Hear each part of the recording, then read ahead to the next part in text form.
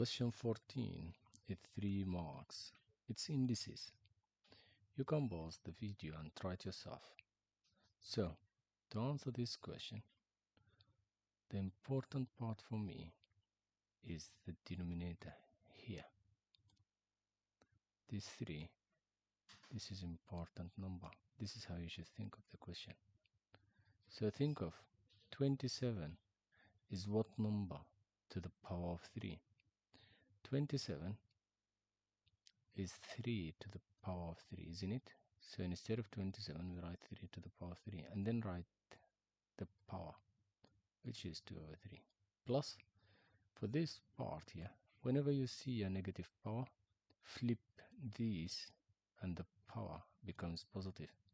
So instead of 1 over 2, make it 2 over 1, and this negative 3 becomes positive 3. Did you get it? Now we finished with the first step. Let's now manipulate these. Let's just play. Now, for the first part here, the 3 cancels the 3. So you will end up having 3 squared. This 3 and this 2. Plus, the 1 is not that important in the division and multiplication, so we don't need this one. It's not important in the division. So it's just 2 to the power of 3.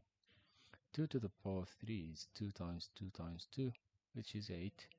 But we will do it in the next step. Now what's 3 squared? 3 times 3 is 9. 2 to the power of 3 is 8. 9 plus 8 is 17.